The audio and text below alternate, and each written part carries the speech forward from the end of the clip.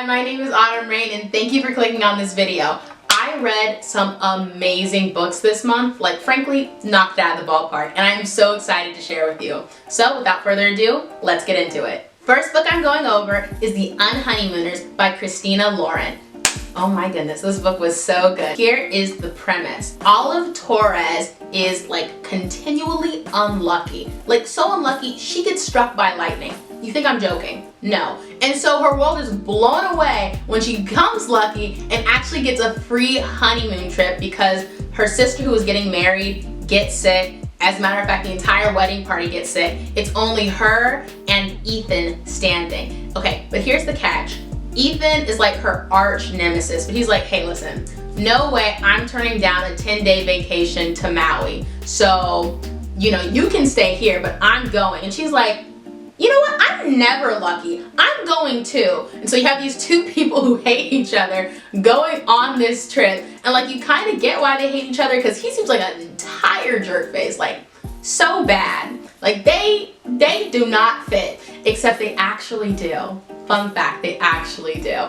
And so they're going on this trip, sparks fly, and it's just like, whoa, what's happening? And you find out that there's been like a ton of misunderstandings. And this is not like other romance books where there really is no misunderstanding. The guy's just a jerk, but he's also nice.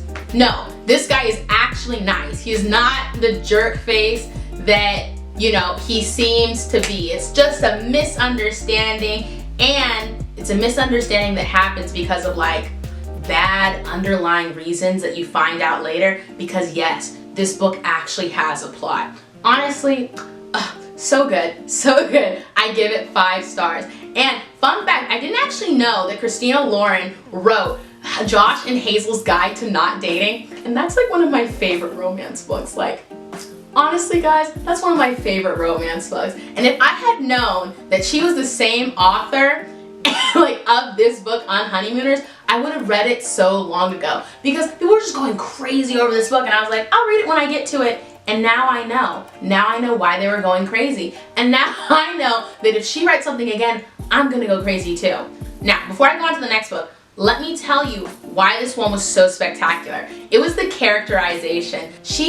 This author does such a good job of making characters come to life. Like everyone has their own backstory. Even if you don't know the character, rest assured, she probably thought of a backstory, even if she's not writing it down. Everyone has their own little mannerisms. They each have like something about them. They really feel real, which makes the romance real. Like romance is a genre where your characters need to come to life, and Christina Lauren delivers every single time. So if you want to read a book where it's like enemies to lovers, read this. It'll be perfect for you. I guarantee you like it. As a matter of fact, I don't think I've seen anyone online who hasn't liked it. What a wonderful read.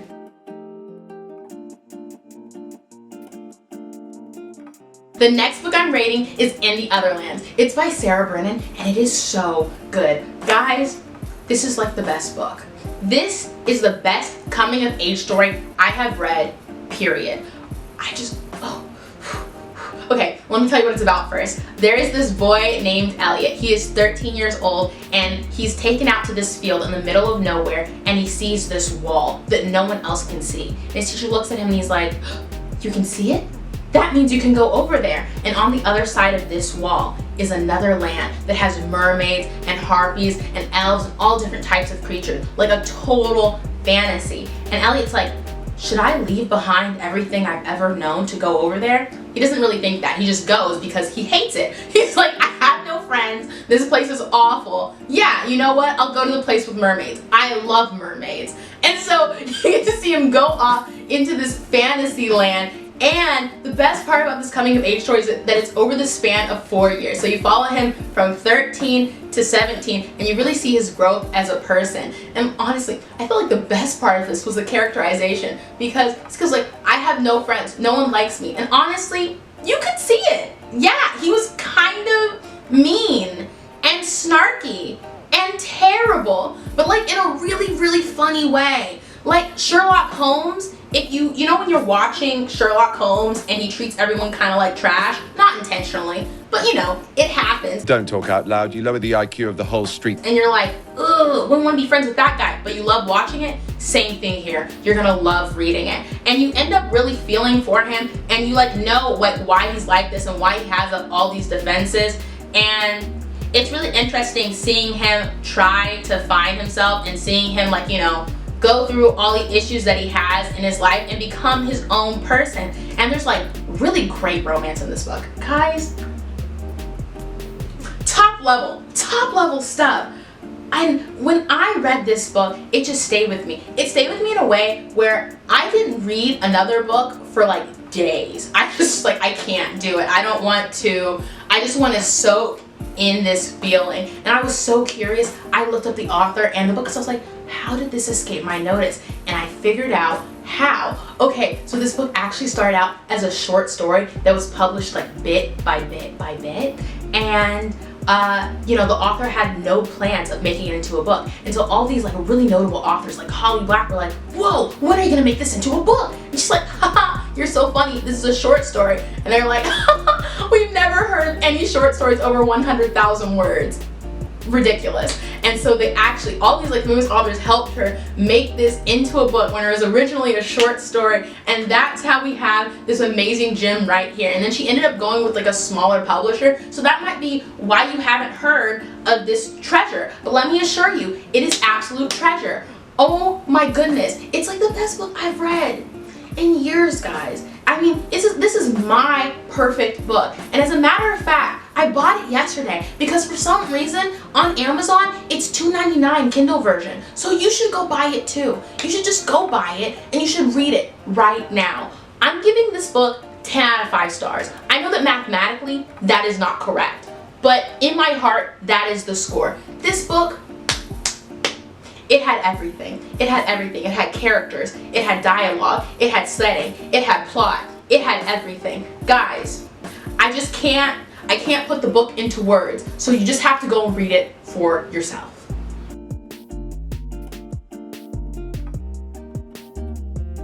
The next book I'm covering is You Deserve Each Other. And honestly, it should really be called Petty People Unite. So this book is about two people who are engaged to each other and they're trying to make each other miserable. They just don't want to leave the engagement. And it's under the pretense that neither person wants to pay for the wedding, but honestly, that's not it. I think this book would have a much higher rating on Goodreads if the description was different, because it's really just about two people being as messy as possible towards each other. And love, you know, wins out when they start being petty towards other people together. And that's when, you know, you're like, oh, I see it, okay? Because like, just to give you an idea of how petty these people are, just how childish. At one point, his mom gives them some like ugly salt shakers, and he's like, let's put them out, because if she comes over and they're not out, she's gonna be offended. And she's like, this is our house, why are we gonna put them out? They're fighting, right? She's like, I'll show him. She takes the salt shaker and puts it under his mattress, and she's like, haha, and now he's gonna wake up with back pain, but it's a small enough lump that he won't know why. He'll just hurt a little bit. And you're like, why would you do this? But he does find it, and you know what he does to retaliate? He staples her underwear on the ceiling. Oh my goodness, there are so many moments like this, just so many moments. It is crazy. But once they unite together and they're just absolutely ridiculous to other people, then you start having like even more fun. So whereas before you're having fun watching them be terrible, and you're like, wow, not only do they need couple therapy, they need individual therapy. Once you see them being just absolutely ridiculous to other people, you're like, you know what, maybe this is their therapy. Maybe this is how they work together. I had a lot of fun reading this book. I really did. My only critique is that I really wish they'd already been married instead of engaged, because if you have this much trouble when you're engaged, you need to leave. Like, actually, you need to go. If someone is like this to you, you have to go. But in a marriage, you know, maybe there are some more bonds that keep you together, in which case, maybe you have to take the pains to work it out, because honestly, it felt like someone who had been married for a long time had written this book. Someone who had been married for a long time. It was just like, things do hit rock bottom sometimes though. Overall, I started the book and I was like, this is ridiculous, but I have to admit I enjoyed it all the way through, and for that reason I'm gonna give it 4.5 stars. And don't go by the description. Like, if you looked up this book, don't go by the description you read, because otherwise, you know, you might get a different impression and not actually like the book. But if you just really want to see two people being as petty as possible, you want to see, you know, messy individuals, and you just want like a cluster F, this is the book for you. This is the book for you.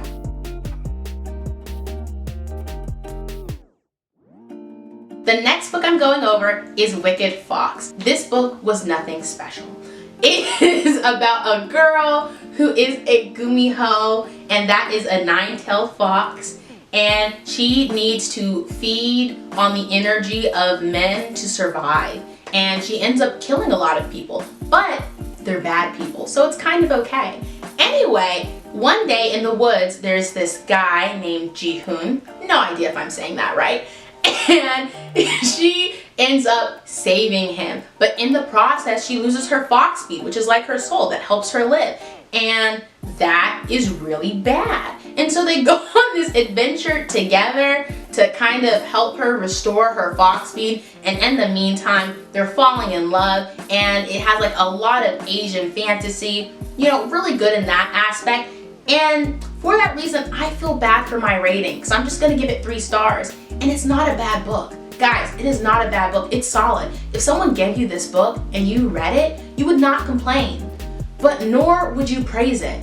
For example, just to give you an idea of how I feel, there's a sequel. Seemed good. I'm not gonna read it. Okay, there's too many great books for me to read something that's not quite my jam. So yeah, it was. I don't have any complaints. I don't have any complaints, and I don't really have anything to praise either, so straight in the middle, 3 stars. You can read it if you want.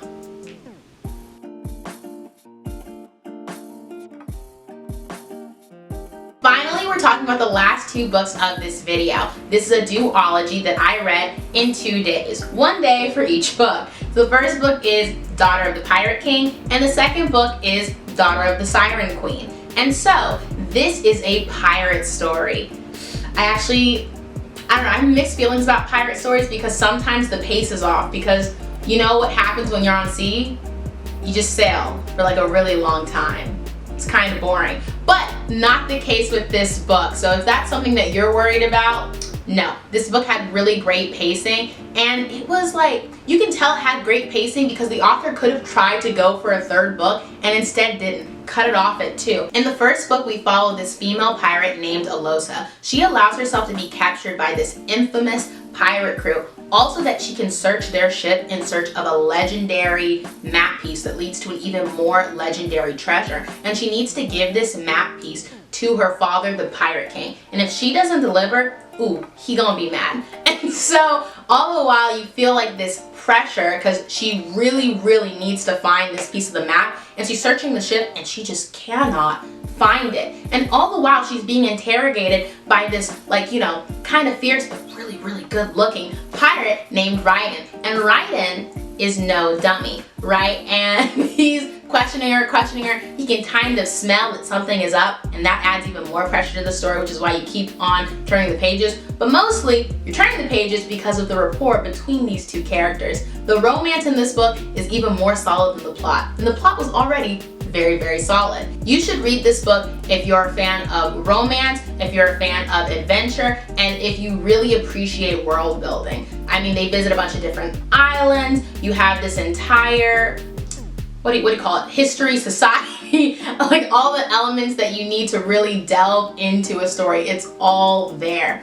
And overall, I give this book 4 stars. I really enjoyed it, and I have absolutely no complaints. The only reason I'm not giving it 5 stars is because it lacked memorability. It's not the kind of book that you're gonna like think about days and days later, but it is the kind of book that you will really enjoy. And when I imagine it, I think like picture perfect YA. It has everything you need to sustain you.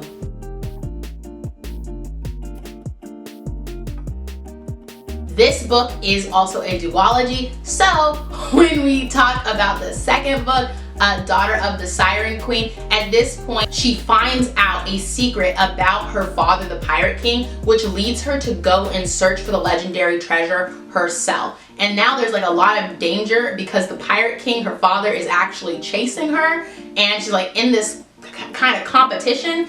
And this book was just as good as the first book. And so I know that, like, you know, follow-ups don't tend to be as good as that first one, but no, these two books were right on par with each other, and this book also gets 4 stars from me. You should definitely read this series. That's it for this video. Thank you if you made it all the way here. I really appreciate it, and I can't wait to see you next time. Bye!